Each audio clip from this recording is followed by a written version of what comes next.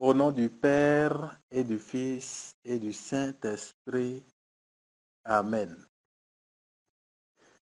Bien-aimés du Seigneur, frères et sœurs, je vous souhaite la paix et la joie du Christ. Que cette paix et cette joie inondent vos cœurs et deviennent réalité dans vos familles et foyers respectifs.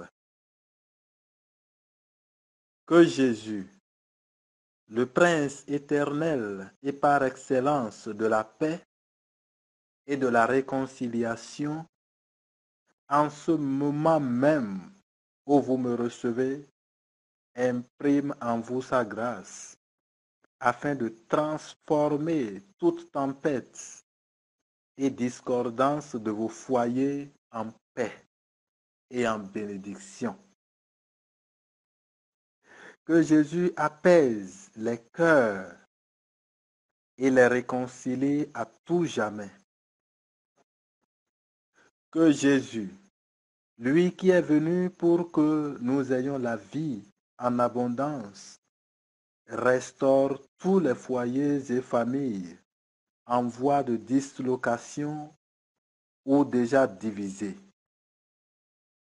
Que Jésus, lui qui dit un mot et les malades se trouvent guéris, dise en ce moment précis un seul mot et nos foyers seront guéris des plaies et blessures qui, depuis des jours ou des semaines ou des mois ou des années, les ont maintenus dans un état d'inertie, de paralysie ou d'asphyxie de toutes sortes. Bref, qu'à l'écoute de cet enseignement, parole de vie, les différents foyers assoupis et agonisants retrouvent l'éclat de la glorieuse résurrection du Christ Jésus, seul vainqueur des démons du foyer. Amen. Voilà ma prière pour vous, frères et sœurs. Oui, frères, sœurs, nous voici encore aujourd'hui autour de la parole pour la suite de la série de nos enseignements sur les démons du foyer, commencé il y a un mois. Aujourd'hui, pour l'essentiel, nous aborderons les armes de combat que le Seigneur met efficacement à notre portée pour lutter contre et vaincre les ennemis de nos foyers dont il a toujours été précédemment question. Et ainsi, le thème d'aujourd'hui se présente comme suit. Les démons du foyer, volume 5. Armes de combat. Les démons du foyer, volume 5. Armes de combat. Votre frère et serviteur Aristide Chaffa pour vous y conduire. Mais avant cela, il me semble indispensable de rappeler ici, ne serait-ce que brièvement, le contenu des enseignements précédents relatifs à cette série, à savoir les démons du foyer, volume 1, les démons du foyer, volume 2, les démons du foyer, volume 3, les démons du foyer, volume 4. Il importe que nous résumions, ne serait-ce qu'un peu, ces enseignements précédents avant d'aborder celui d'aujourd'hui. Cela nous permet ou nous permettra de mettre la connexion qu'il faut entre ces enseignements et celui d'aujourd'hui. En effet, dans notre détermination à dénoncer les démons du foyer, nous nous étions amenés à des explorations diverses et diversifiées.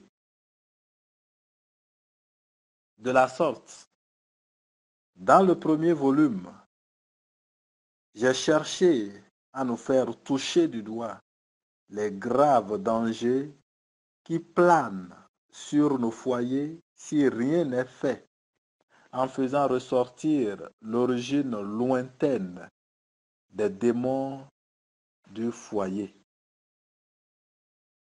Et là, toujours dans le premier volume, j'avais commencé à en aborder quelques-uns, de ces démons de foyer, à savoir l'exclusion de Dieu, la précipitation dans les décisions, le mépris des caractères et tempéraments du conjoint, l'irrespect mutuel et l'orgueil.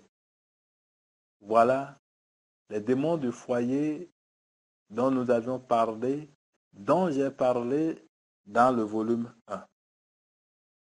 Dans le deuxième volume, nous avons posé un pas en avant dans la découverte, la connaissance et la prise de conscience de ces démons de foyer. Là, toujours donc dans le deuxième volume, j'avais focalisé notre attention sur l'un de ces ennemis de foyer, qu'est le manque de dialogue. Oui, le manque de dialogue, qui est un gros démon de foyer, engendre d'autres démons de foyer. Beaucoup d'autres démons de foyer d'ailleurs, comme, et j'en avais parlé dans le volume 2, la mauvaise gestion des conflits. Voilà un foyer, un démon de foyer. Le manque de tonifiant, la morosité physique, les mauvaises vérités et le manque ou refus de pardonner. Dans le volume 2, cela a été développé en long et en large. Quant au volume 3, là, j'avais fait cas aussi de façon détaillée de 6 autres démons de foyer, à savoir l'infidélité conjugale, l'intransparence, la sexualité mal gérée, la violence, l'irresponsabilité et la belle famille. Et oui, dans le tout précédent entretien, enfin, c'est-à-dire le volume 4, il était question de 10 autres démons de foyer encore. Oui, dans le volume 4, donc, nous avions parlé de 10 volumes, 10 démons de foyer plutôt, 10 démons de foyer. Je le rappelle, la colère, la dictature conjugale, le fait de répliquer à tout, le manque d'unicité dans l'éducation des enfants, la comparaison de son conjoint à autrui, le fait d'exposer ses problèmes de couple à tout le monde, la paresse, le fait de ne pas manger ensemble en couple et le fait de ne pas prier ensemble. Voilà en résumé, frères et sœurs, ce dont il a été question dans nos enseignements précédents sur les démons du foyer. Aujourd'hui, comme je l'annonçais déjà au tout début de mes propos ici, tout en restant dans le même contexte, je voudrais nous entretenir sur la plus grande et efficace arme par laquelle nous pouvons prévenir ou vaincre les démons du foyer. D'où le thème, je l'avais déjà dit, les démons du foyer, volume 5, armes de combat. Et cet enseignement sera développé en deux grandes parties essentiellement, à savoir, la première partie est intitulée « Sans moi, vous ne pouvez rien faire ». Et la deuxième et dernière partie est intitulée « La prière, première arme de combat contre les démons du foyer ». La paix et la joie de Christ, chers frères et sœurs. Oui, voilà le décor est planté. Pour ce nouvel enseignement aujourd'hui, il importe de comprendre la logique dans laquelle j'évolue dans ces enseignements. Si pour ou dans le volume 1, 2, 3 et 4, j'avais parlé des démons de foyer, je les avais énumérés et expliqués avec des exemples et des témoignages. Si nous avons pu faire cela dans ces volumes précédents, nous n'allons quand même pas toujours demeurer statiques sur les démons du foyer. Il va falloir que désormais, du moment où nous avons pris conscience que ces démons de foyer existent réellement dans nos foyers, dans beaucoup de foyers, il va falloir maintenant que cette prise de conscience maintenant nous amène à chercher les voies et moyens idoines et nécessaires pour les vaincre, pour les prévenir, j'allais dire d'abord, et pour les vaincre par la suite. Et c'est à ça que s'attelle ou s'attellera cet enseignement d'aujourd'hui, le volume 5. Le volume 5 ne parlera donc plus des démons de foyer à citer, à énumérer, à expliquer, non, mais plutôt des armes qu'il faut brandir maintenant pour contrer ces démons de foyer dont on a parlé en long et en large. Et le Seigneur met à notre disposition beaucoup d'armes pour détruire et prévenir ces démons de foyer. Frères et sœurs en Christ, vraiment, je suis toujours étonné. Et j'aborde ainsi le premier point que j'avais énuméré, c'est-à-dire, sans moi, vous ne pouvez rien faire. Oui, je disais, frères et sœurs, je suis toujours étonné et j'ai mal quand je constate qu'un couple, un foyer ou une famille ne s'intéresse pas à la prière ou bien néglige Dieu. Oh mon Dieu! Sans entrer dans un jugement, il est vraiment inconcevable qu'un foyer n'accorde pas une place d'honneur à Dieu. Vraiment inconcevable, frères et sœurs.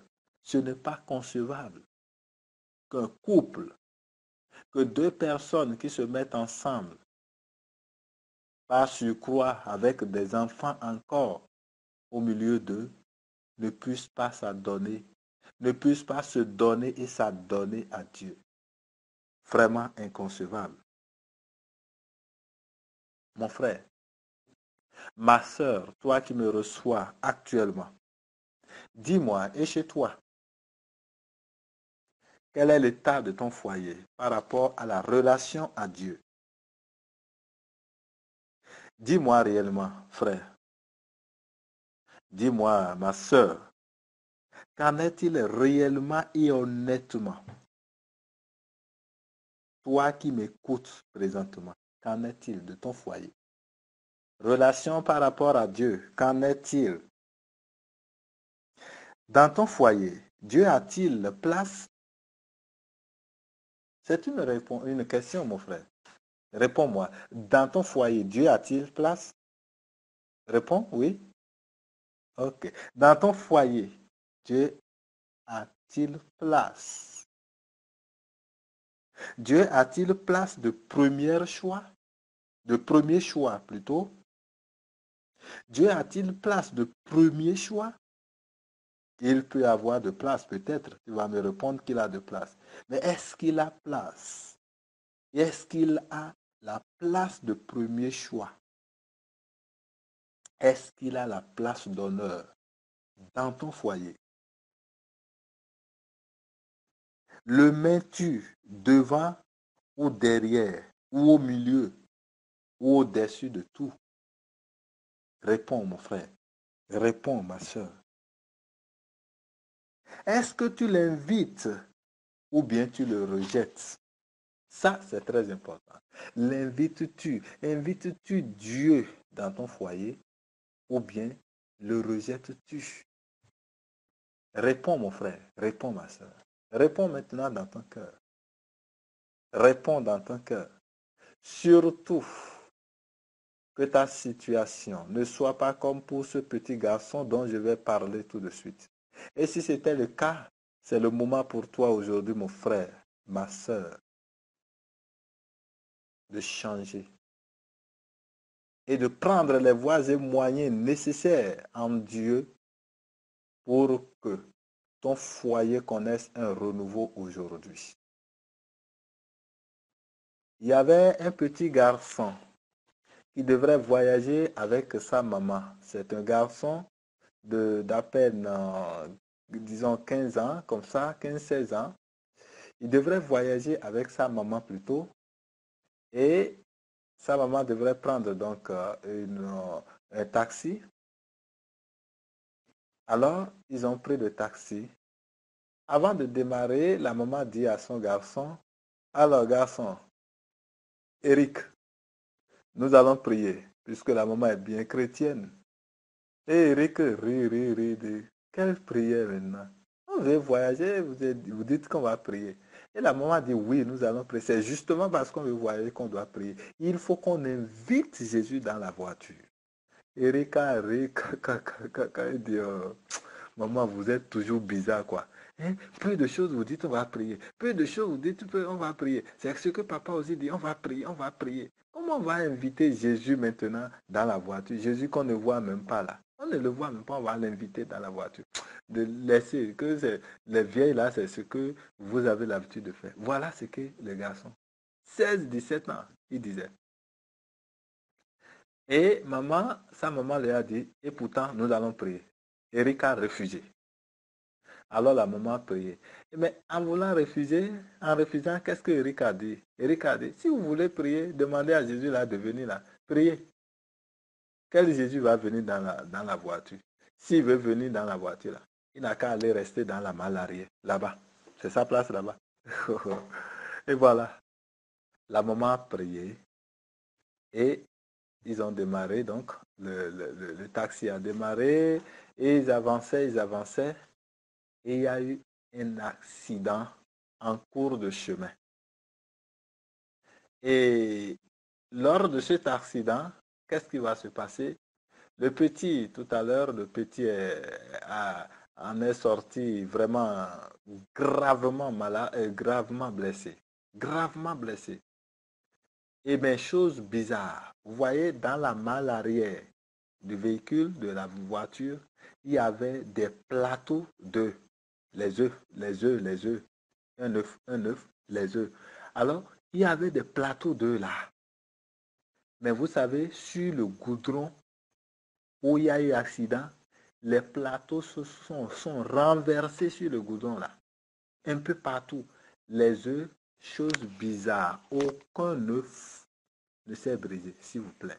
Aucun œuf ne s'est brisé. Ils ont tout ramassé. Sans aucune brisure. Aucun œuf ne s'est brisé. Et la maman remet la tête. Et regarde son garçon qui était malade, qui était blessé. Mais dans sa blessure, vous savez ce que le garçon a dit? Le garçon a dit, Jésus était vraiment dans la malle arrière. Vous avez compris pourquoi? Puisque le garçon a demandé à Jésus d'aller dans la malle arrière, il était là. Et donc les œufs n'ont rien eu, puisque Jésus est là. Mon frère, ma soeur, si Jésus est dans ton foyer ne va jamais se briser. Si Jésus est dans ton foyer ne va jamais s'éclater. Si Jésus est dans ton foyer, son foyer ne va jamais chanceler. Et si cela arrivait, ce serait toujours pour la gloire. Voilà. Alors, mon frère, ma soeur, malheureusement, beaucoup aujourd'hui, comme ce garçon, délibérément ou sans le savoir, ont vidé le Seigneur de leur vie, d'abord, et de leur foyer ensuite. Il n'y a plus de vie de prière. On ne prie plus. On ne prie pas personnellement. On ne prie pas non plus ensemble, ni en couple, ni en famille. Et beaucoup sont à ce niveau. Mais on trouve bien le temps de regarder la télévision à longueur de journée. Et à l'heure même, de façon très ponctuelle. On trouve le temps de whatsapper. On trouve le temps de crier. On trouve le temps de faire tel, tel, tel. On trouve le temps de bavarder. N'est-ce pas là un chemin de perdition, de danger grave et de mort pour nous-mêmes d'abord et pour notre foyer ensuite, que de mener une vie de couple pareille, c'est-à-dire une vie de couple sans prière? Frères et sœurs en Christ, je voudrais ici rappeler la confession du diable parlant de la prière en foyer, de comment il s'arrange pour décourager la prière en foyer, pour empêcher que les gens prient en foyer. J'en ai parlé dans le volume précédent, le volume 4 des démons du foyer, l'enseignement précédent. Et je vais le rappeler.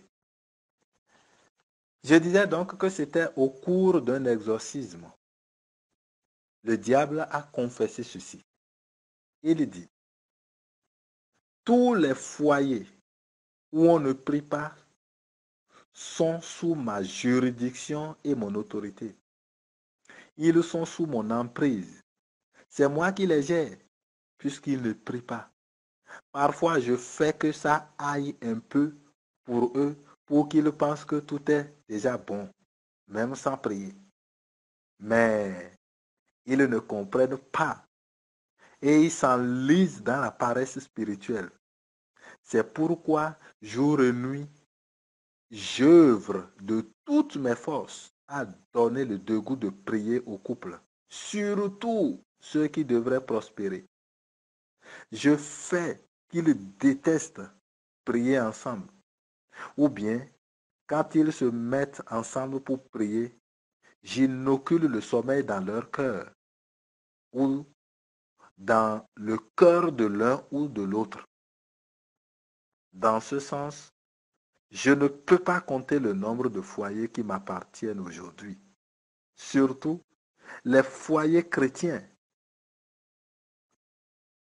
C'est d'ailleurs eux que je recherche bien. Paix et joie du Christ, mon frère, ma soeur. Tu as entendu? Tu as entendu la confession du diable. Comment il fait tout pour empêcher que les gens prient en couple, en famille, en foyer. Et ailleurs, il y a eu même d'autres confessions. Il dit, mais qu'il y a des problèmes en famille aujourd'hui, problèmes par-ci, par-là, problèmes de maladie, problèmes de santé par-ci, par-là, que c'est lui, parce qu'il empêche les foyers de prier. Amen. Que le Seigneur nous épargne. Oui, en toute vérité, en toute honnêteté et en toute objectivité, aucun couple ne peut prétendre vivre véritablement heureux s'il se coupe de Dieu, s'il se déconnecte de Dieu. Oh mon frère, ma soeur, ton couple, ton foyer Le couple que tu formes avec ta femme, le couple que tu formes avec ton mari, ne peut jamais être heureux s'il se coupe de Dieu. Ce n'est pas de la malédiction, ce n'est pas de la prophétie, mais c'est tout juste un rappel. C'est comme cela. Un couple qui se déconnecte de lui ne peut jamais être fructueux. C'est en Dieu de Jésus-Christ, Fils de Marie, et en lui seul que les couples retrouvent leur vraie noblesse. C'est là que ton foyer, que le couple que tu formes avec ton partenaire trouvera la vraie noblesse. De même qu'il est impossible pour les branches d'un arbre de produire de fruits si elles ne restent attachées au tronc, de même il est hyper impossible pour les couples, les foyers, les familles de réussir durablement s'ils ne s'attachent à Dieu, s'ils ne remettent le volant de leur vie au vrai conducteur, au conducteur sans accident, qui est Dieu. Mon frère, ton foyer, confie-le, donne le volant de ton foyer à Dieu, qui est le seul conducteur qui conduit sans accident. C'est d'ailleurs le même son de cloche que nous retrouvons dans ce propos de Jésus, qui a affirmé sans réserve ceci. Jésus a dit, sans moi, vous ne pouvez rien faire. Ah oui. Et là, nous pouvons retrouver cela dans Jean, chapitre 15, verset 5. Sans moi, vous ne pouvez rien faire. Par conséquent, frères et sœurs en Christ, membres de ce forum Prie et Dieu t'exauce, nous perdons toujours beaucoup quand nous évacuons Dieu de la gestion de notre famille. Nous perdons toujours beaucoup quand nous cherchons à évacuer, à faire table rase de Dieu dans les affaires de notre foyer. Amen. Il y a un couple de 2 enfants qui a retrouvé son bonheur après une séance de prière. J'étais là un jour plutôt, excusez-moi, quand mon téléphone sonne. J'ai pris l'appareil, c'était un appel, on m'a demandé de venir les aider à prier. J'ai été sollicité et je suis allé. Quand je suis allé, c'était un couple donc. Et qu'est-ce qu'on me disait?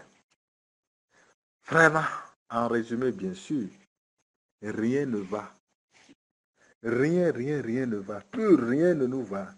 Toujours c'est des disputes. Toujours c'est insoumission réciproque. Toujours c'est ceci. Toujours c'est problème de santé, ainsi de suite.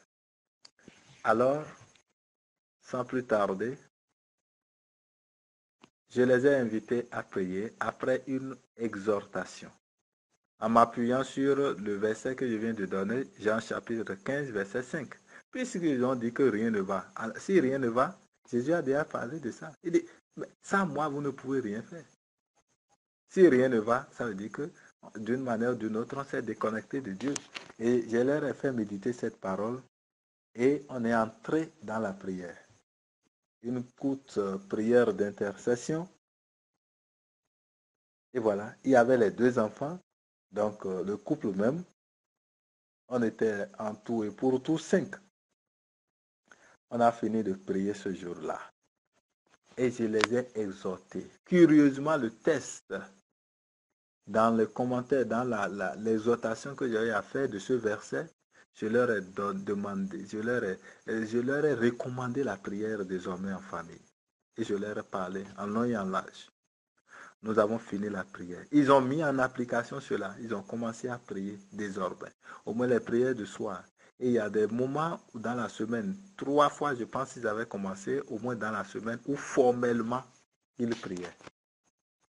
Frères et sœurs, par la suite, quel témoignage j'ai entendu. Voyez, ils me disent, désormais, nous avons tout. La joie est revenue dans notre foyer. L'amour est revenu dans notre foyer. La réussite de nos projets, nous constatons désormais beaucoup de changements dans ce sens.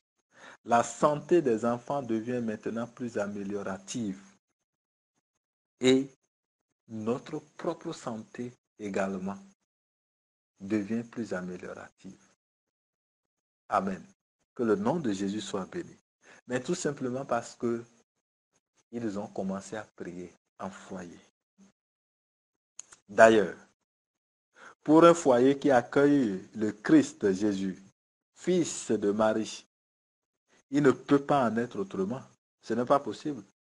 Un foyer qui accueille Dieu, mais il doit prospérer, il n'y a rien à faire. Un foyer qui accueille Dieu doit prospérer. Et nous en trouvons beaucoup d'exemples. Qu'ils nous souviennent le cas ou l'exemple du couple de Cana dans la Bible, dans Jean chapitre 2. J'aime beaucoup ce passage, dans ce contexte-ci surtout.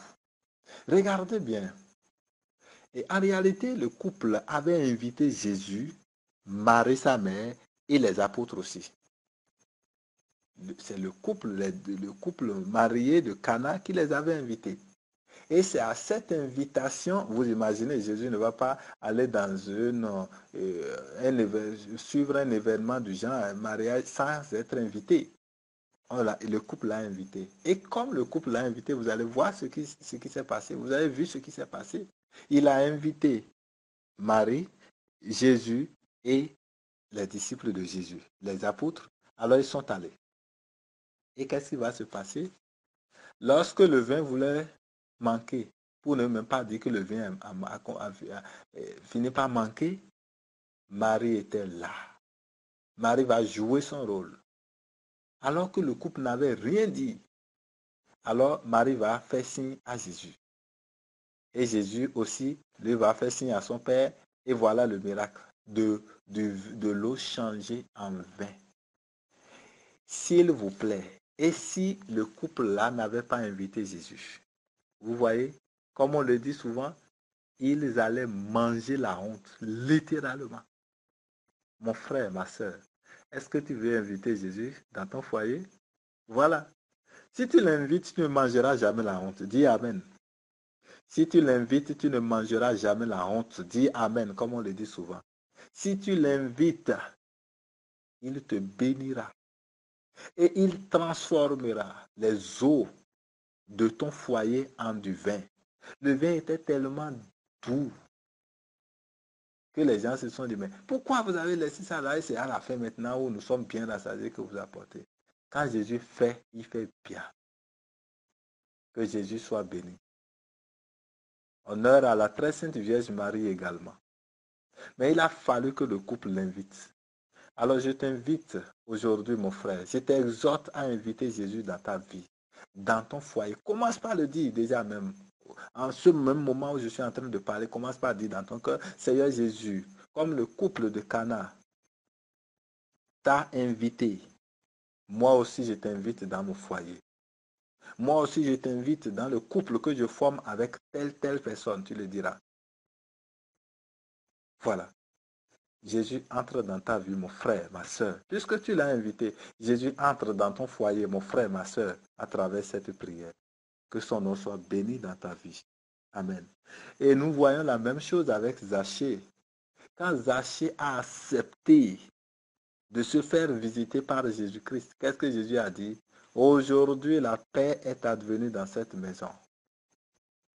Vous imaginez que Jésus dit cela de ton foyer? Et voilà ce qu'il dit de ton foyer aujourd'hui. Aujourd'hui, mon frère, ma soeur, toi qui me reçois, la paix est advenue dans ta maison. La paix est advenue dans ton foyer. Aujourd'hui, la réconciliation est advenue dans ton foyer. Dis Amen. Gloire te soit rendue, Seigneur Jésus. Oui, frères et sœurs, que les couples cessent donc désormais de tenir la main à Dieu, mais qu'ils laissent plutôt Dieu leur tenir la main. J'ai bien parlé, hein? Que les couples désormais cessent donc de tenir la main à Dieu. Nous n'avons pas tenu la main à Dieu. mais plutôt nous avons à laisser Dieu nous tenir la main. Il y avait un petit qui voulait traverser une rivière. Arrivé au niveau de la rivière, il avait peur. Et il regarde juste à côté, il voit Jésus. Et il appelle, oh Jésus, Jésus, aide-moi, aide-moi, viens, viens, viens, viens, je vais m'appuyer sur toi, je vais te prendre par la main, je vais te tenir par la main. Et puis, on va traverser. Et Jésus le regarde et commence à sourire. Jésus sourit et dit, ben, tu veux me tenir par la main. Non, laisse petit. Moi, je vais te tenir par la main. Et le petit dit, non, non, non, non. Jésus lui dit, mais non. Laisse, si je te tiens par la main, c'est mieux. Mais si toi, tu me tiens par la main, toi, tu as peur en voulant traverser. Et si quelque chose se passe, toi, tu auras peur, tu vas me lâcher. Mais c'est toi qui vas périr. C'est toi qui vas tomber, puisque moi, je ne peux pas. Alors que si c'est moi qui te tiens par la main, tu verras, tu vois, même si tu as peur et tu bouges, tu fais quoi? Moi, je te tiendrai, je te garderai. Et le petit, ah oui, oui, oui, c'est ça, c'est ça. Et c'est ce que Jésus a fait. Voilà, c'est une anecdote. Alors, est-ce que tu veux laisser Jésus tenir la main de ton foyer, tenir ton foyer, ou bien tu veux lui tenir la main? Voilà, c'est très important. Et beaucoup d'entre nous, plutôt, n'ont pas laissé le Seigneur tenir leur foyer, mais ils préfèrent tenir la main de Dieu alors qu'ils sont fragiles. Aujourd'hui, le Seigneur t'invite à lui laisser les gouvernails de ton foyer. Laisse-lui le volant de ton foyer, comme je le disais désormais. Et comment alors laisser Dieu nous tenir la main? Comment laisser Dieu tenir la main, de tenir ton foyer? C'est simple. Une seule réponse. C'est en cultivant une vie de prière régulière et fidèle à partir d'aujourd'hui. Je dis bien, c'est en cultivant une vie de prière régulière et fidèle à partir d'aujourd'hui où tu me reçois, mon frère, ma soeur. Et j'aborde ainsi le deuxième point de mon enseignement, à savoir la prière, première arme de combat contre les démons de foyer. Sans aucune hésitation, frères et sœurs, et sans aucun bégaiement, je puis affirmer et confirmer que la prière est vraiment la première arme que nous pouvons vaillamment, je dirais même que nous devons vaillamment et valablement utiliser pour détruire les démons de nos foyers. C'est la prière, hein, et rien que la prière. Quand dans un foyer, on prie, il y a plus de crainte de Dieu, ça là c'est clair. Cela est déjà déterminant d'ailleurs. Quand dans un foyer, on prie, il y a la crainte de Dieu. Il y a une sœur en Christ qui me disait au téléphone, il y a moins d'une semaine, une sœur du forum, bien sûr, du forum Prier Dieu t'exauce, et qui était tellement contente qu'il m'avait appelé au téléphone. Et voici ce qu'elle dit. Depuis que j'ai écouté votre enseignement sur la prière que vous m'aviez envoyé, certains déjà parmi vous ont ça, c'est l'enseignement dont le thème est la prière, véritable arme de combat.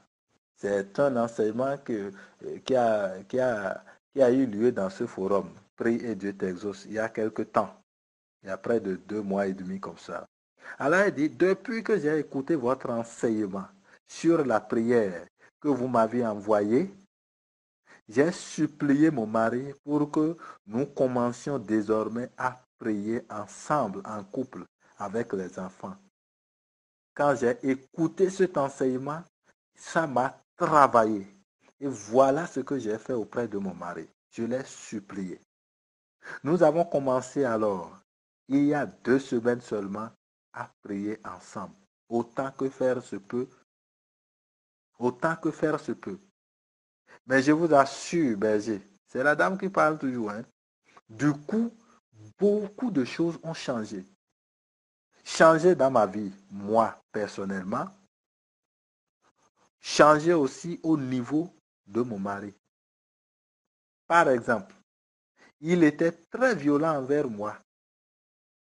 Et il était très intolérant.